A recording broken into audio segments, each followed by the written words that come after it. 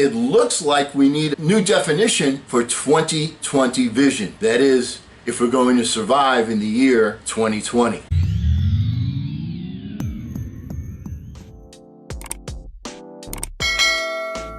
Hello again, everyone. I'm Eli's dad with Project Eli, where we educate, lead, and inspire. You know, I was going to do a video on the debacle known as the presidential debate, but in light of recent events, it would have been in bad taste. Keep in mind that there are people that believe that if I lost my sense of taste, I wouldn't even know it because I never had any to begin with. But I digress. Quick take on the debate. Professional wrestlers are more presidential than those two candidates. I had a video all planned to be just like wrestling on TV.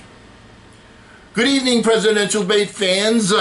This presidential debate is sponsored by the Presidential Debates Commission, officials in attendance, Jimmy Meaner and Sam Skaversky. Timing the candidates, your timekeeper at the bell, Cy Coco. Your referee, and here he is from Fox News, the Foxy, Chris Wallace. Well, that didn't work out too well. Anyway, then I was ready to go west, young man, go west. I was ready to throw my entire support, probably influencing about maybe 2 people, to presidential candidate Kanye West. But wouldn't that be a bad rap too? Sorry, couldn't resist. Moving on, let's get serious. You know, we might have COVID fatigue, but the virus does not. The country has lost more people to COVID in the last 8 months than it did in the entire 4 years of World War II. And we're not done yet. As we have preached many times from this venerable pulpit. By the way, does venerable make me older than old? But I digress. Anyway, it's easier to take a course of action versus a particular opponent or competitor if you put yourself in their shoes and try to think as they would think. In this scenario, that means to become the COVID-19 virus. Well, allow me, your humble host, to assume that notorious persona. So, ladies and gentlemen, here's COVID-19. Thank you very much, Eli's dad. America, you are in the midst of the worst global pandemic in 100 years. And you are still not handling it well. Could Donald Trump's unfortunate diagnosis serve a useful purpose? To remind you to get your act together and miss a barbecue or a beach party or a political rally? Will survival of the fittest be the biggest factor, or the unscientific actions of the dumbest? As your virus, I'd like to express my gratitude. As Eli's dad has told you very often, a key element of success is to embrace an attitude of gratitude. Allow me, your humble but persistent virus, to thank you with specificity. Thank you for ignoring the obvious. Thank you for not washing your hands frequently. Thank you for not wearing a mask or protective eyewear. You see, I may only increase my tribe through droplets in your eyes, nose, or mouth. Thank you for not getting a flu shot. I love it when your immune system is weakened.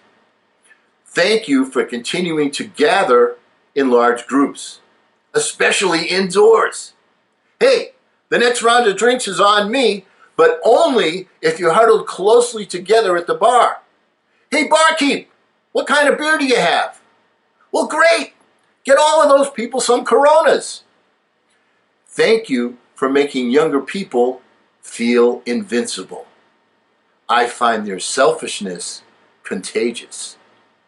Thanks to those that say, I will just disappear like a miracle. By the way, my second cousin, global warming, wishes to thank you also. Thanks to those that place the priority totem pole together incorrectly. those that put the economy ahead of solving a medical crisis. Thanks to those that put a potential political agenda ahead of scientific certainty. Come here. Let me give you a big hug. Thanks to the gullibility of the masses that don't question the dictates of the wishfully ignorant with their very loud voices. Thanks for holding super spreader events at the White House. Now that's my version of COVID-Con 19.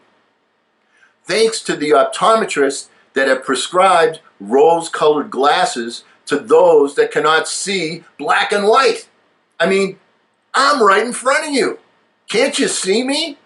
Oh yeah, I'm as invisible as the wind in a forest fire. You can't see me, but I'm there to wreak havoc and prune your existence. Thank you for your impatience and your inability to remain vigilant. Thank you for confusing your freedom of choice with the science of necessity. Thank you for the change in seasons. When it gets colder, you will be indoors more often, and then I will really spread my wings and confine places with limited air circulation. Your winter is my summer.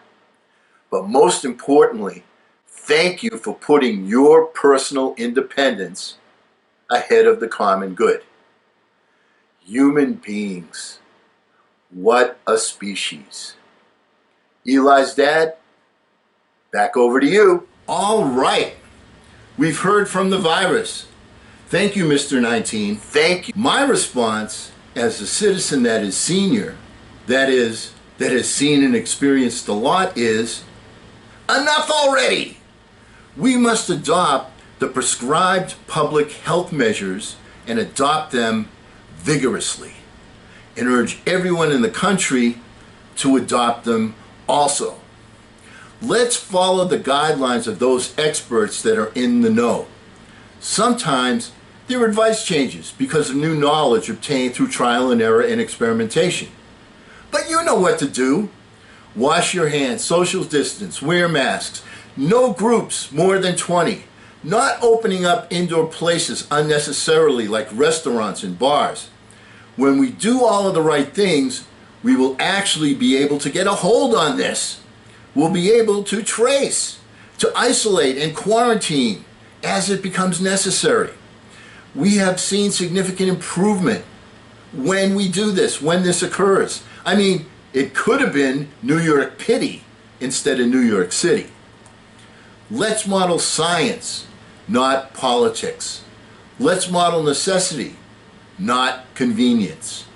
Let's model logic and not wishful thinking. Hey, let's crown a new heavyweight champion of the world, the human race. I'm Eli's dad, and I approved this message. And because we will never end a meeting on a philosophical note, let's all get out there and take charge. I'm Eli's dad.